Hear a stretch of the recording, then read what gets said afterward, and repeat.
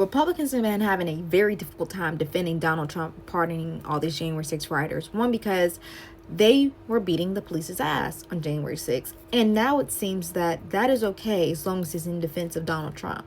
Look at what Chris Murphy had to say on the floor. So here's the message. If you beat up a police officer in this country, you're going to jail for a long time, with one exception.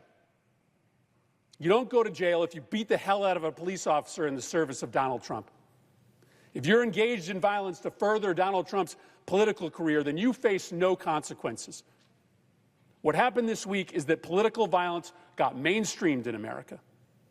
There are still a lot of radical, dangerous people out there in this world, and they now know that if they carry out violence in the name of Donald Trump, if they beat up police officers, or they attack Democratic officials, and they're doing it to support Donald Trump, they are likely immune. Now, wasn't that poignant? Because it looks like it is mainstream. It looks like this is fine as long as it's for Donald Trump. I mean, look at what this one January 6th rioter did to the police this day. Let me explain to you who Donald Trump let out of jail yesterday. This is David Dempsey. He gave an interview in front of the gallows that had been built and fitted with a noose. He said he was at the Capitol that day, January 6th, because Nancy Pelosi, James Comey, the Obamas, and the Clintons need to hang. At the Capitol, he climbed to the front of the mob and immediately began attacking law enforcement officers who were trying to protect us. He used his hands, his feet, flagpoles, crutches, broken pieces of furniture, and anything else he could find as a weapon to attack police officers. At around 4 p.m. that day, Dempsey pepper sprayed D.C. Detective Fuson Nguyen as another rioter yanked off the detective's gas mask. The spray burned Detective Nguyen's lungs, throat, eyes. It left him gasping for breath, fearing that he might lose consciousness and be overwhelmed by the mob. Moments later, because Dempsey wasn't done, he hit Sergeant Jason Mastany over the head with a metal crutch. He struck him with so much force that it cracked the shield of his gas mask, causing Sergeant Mastany to collapse as his ears started ringing. Dempsey. Now tell me, is that backing the blue? I mean, you even have police union leaders coming up on CNN and trying to whitewash what happened to their fellow brethren. I'm on the Rafael Ramos Foundation. He was the detective in New York City who got executed, and his partner. I set up their foundations pro bono, and I also represent the New York State court officers. So I'm very pro law enforcement. All I'm saying is we need to. It's very hard to be pro law enforcement and be pro pardoning people who rioted against, beat up. You never heard more than just. You never heard me say. I thought they should.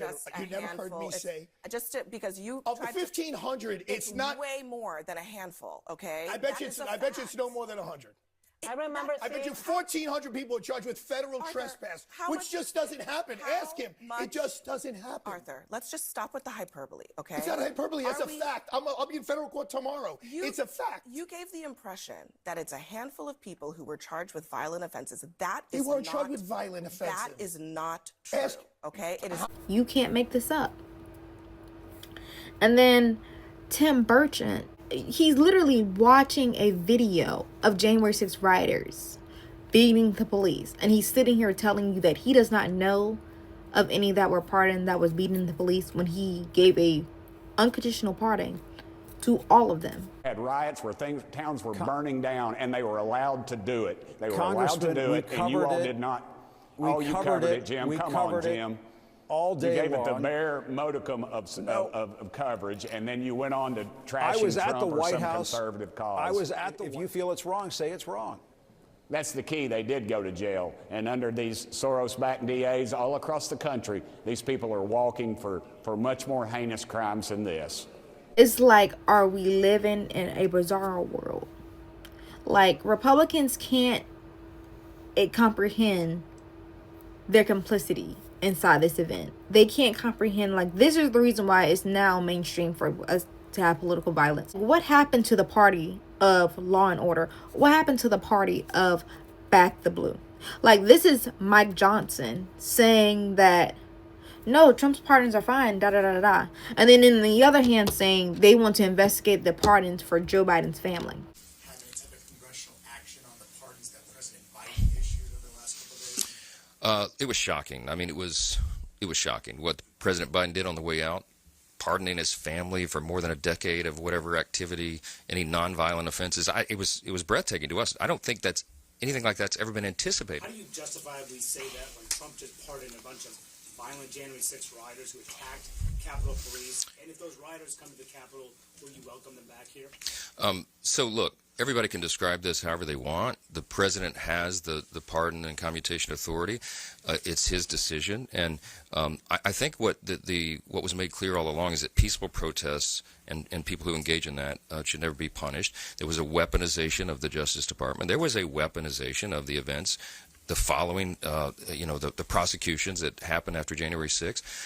It was a terrible time and a terrible chapter in America's history. The president's made his decision. I don't second guess those. And yes, it's kind of my ethos, my worldview. We believe in redemption. We believe in second chances. If you would argue that those people didn't pay a heavy penalty, having been incarcerated and all of that's up to you. But the president's made a decision. We move forward.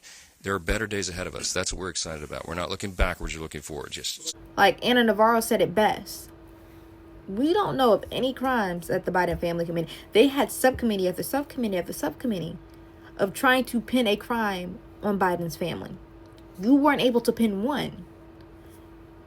But we literally see the footage of these rioters beating up on cops. And you're trying to say they're equivalent? That is equal?